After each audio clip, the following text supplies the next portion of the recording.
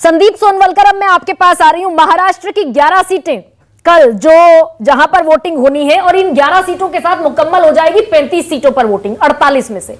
लेकिन एक बड़ा दिलचस्प बयान आया और चुनाव के बीच में ऐसा बयान आना बहुत सारी सुगबुगाहटों को, संदेह को जन्म दे गया। शरद पवार को प्रधानमंत्री ने कहा कि एनडीए आ जाइए, एकनाथ शिंदे के साथ, अजीत पवार के साथ चले आइए, सारे सपने पूरे होंगे। घबराए हुए दिखे प्रधानमंत्री को शरद पवार बारामती में वोटिंग के बाद। इस पर आपका एनालिसिस क्या है कि शरद पवार भी आ जाए जो 70,000 करोड़ के घोटाले के आरोपी थे? कि एक बयान शरद पवार साहब ने दिया था कि छोटी पार्टियां कांग्रेस में विलय होंगी और कांग्रेस का कद बढ़ रहा है। उसके बाद प्रधानमंत्री का बयान आया, यानी ये माना जाए कि राजनीतिक तौर पे काउंटर बयान इसको हम बोल सकते हैं, क्योंकि कहीं ना कहीं ये माना जा रहा है कि शरद पवार साहब एक बड़ा रोल इस चुनाव में भी निभाते हुए दिख रहे हैं। हालांकि उम्र के उस पड़ाव पर हैं और बीमारी उनकी लगातार बढ़ रही है, फिर भी वो लगातार चुनाव प्रचार कर रहे हैं। तो जो अगला चुनाव है, चौथा चरण 11 सीटों का, इसमें दो बयान महत्वपूर्ण थे। एक तो शरद पवार साहब ने बोल दिया था कि छोटी पार्टियां कांग्रेस में चली जाएं, यानी अपनी पार्टी को भी उसमें वो शामिल कर रहे थे। दूसरा बयान एक कल आ गया जिसका चुनाव पर बड़ा असर होगा, वो मनोज जरांगे पाटिल का, जो अब तक राजनीति से बच रहे थे। उन्होंने कल खुलकर कह दिया कि हम महायुति यानी बीजेपी, एकनाथ शिंदे और एनसीपी को सबक सिखाएंगे। और इन जो सीटें हैं जहां वो जिस इलाके से वो आते हैं, उन्हीं सीटों पर चुनाव हो रहा है और बड़ा महत्वपूर्ण रोल रहेगा मराठा वोट बैंक का। और जहां तक मेरी जानकारी है संदीप, और पश्चिम तकरीबन 50 से 55% के आसपास मराठा वोट बैंक महाराष्ट्र में, 58% तकरीबन। नहीं देखिए कानूनी तो मतलब आंकड़ों में देखें तो 28% मराठा वोट बैंक। चल हो जा शुरू।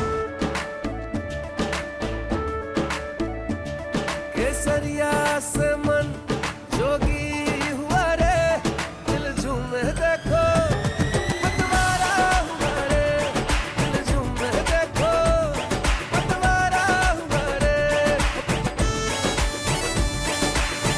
हर पल मनाओ केसरी त्योहार। विमल, बोलो जुबान केसरी माना जाता है और कुनबी जो है विदर्भ के, उनको अलग माना जाता है। लेकिन ये 28% में भी करीब करीब इस पूरे इलाके में अलग अलग सीटों पर, कहीं पर 30%, कहीं 32% और जालना में तो शायद 40%, इस तरह का मराठा वोट बैंक फैला हुआ। और मराठा आरक्षण, देखिए प्रधानमंत्री देश भर में तमाम आरक्षण की बात कर रहे हैं, लेकिन महाराष्ट्र में मराठा आरक्षण एक बड़ा मुद्दा और इस पर ना प्रधानमंत्री बोलते हैं ना ही सरकार का कोई व्यक्ति बोल रहा है। बल्कि जरांगे पाटिल ने तो खुलकर कह दिया कि जिन्होंने आरक्षण के नाम पर हमको पीटा और जिन्होंने हमें आरक्षण नहीं दिया, उस महायुति को, आमतौर पर जरांगे पाटिल शब्द जो है वो ये कहते थे कि जिन्होंने हमारा साथ नहीं दिया उनको वोट नहीं देना, लेकिन कल पहली बार महायुति शब्द इस्तेमाल किया।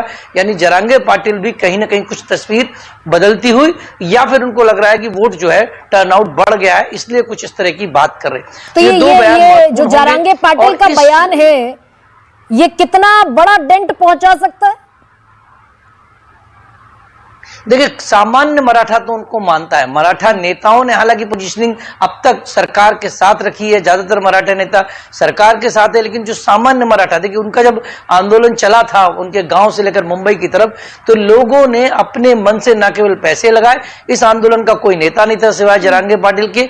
तो जरांगे पाटिल को एक तरीके से एक सामाजिक कार्यकर्ता के तौर पर देखा जाता है, उनकी बात सुनी जाती है।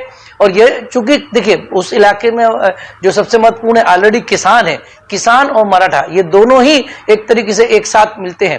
और किसानों की संकट यह है कि खेती लगातार बिगड़ रही है। सबसे ज्यादा किसानों की आत्महत्या मराठवाड़ा और पश्चिम महाराष्ट्र में होती है। और वहां किसानों को यह लग रहा है कि यदि उनको आरक्षण मिला उनके बच्चों को, तो सरकारी नौकरी और कॉलेज में एडमिशन, इसमें फायदा होगा। तो एक तरीके से देखिए ये जो कार्ड है मराठा में चल गया है और मराठा ये मानने लगे हैं कि आरक्षण उनका हक है। अब इस आरक्षण पर सरकार कोई फैसला नहीं ले पा रही। दूसरी तरफ पिछली बार इसी मुद्दे पर ओबीसी बनाम मराठा का वाद खड़ा किया गया था, लेकिन एक बड़ा बदलाव यह है कि ओबीसी के सबसे बड़े नेता छगन भुजबल इस समय नाराज हैं, उनको नासिक सीट नहीं दी गई, तो छगन भुजबल इस समय साथ नहीं दे रहे हैं।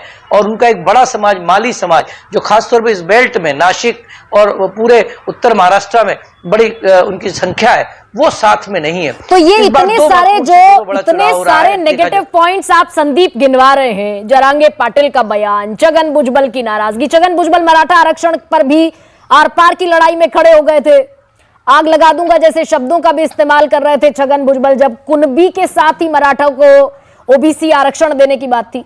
तो ये इतने सारे फैक्टर्स इकट्ठा होकर ही क्या वो बयान सामने आया प्रधानमंत्री नरेंद्र मोदी का कि शरद पवार भी आ जाएं?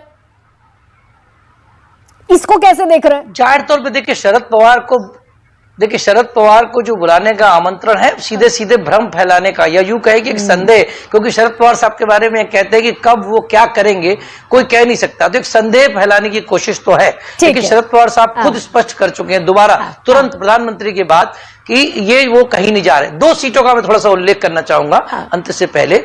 एक पंकजा मुंडे की सीट है, बंजारा सीट कहलाती है, बड़ी भीड़ की, वो महत्वपूर्ण है। दूसरी सीट अहमदनगर से विखे पाटिल साहब के बेटे लड़ रहे हैं, सुजय विखे पाटिल। ये दोनों सीटें महत्वपूर्ण है क्योंकि दोनों इस समय भाजपा के एक बड़े नेता हैं, लेकिन कहा यह जाता है कि भाजपा की अंदरूनी लड़ाई इनके खिलाफ ही है, भाजपा के बड़े नेता ही इनको निपटाने में लगते हैं। ठीक है संदीप।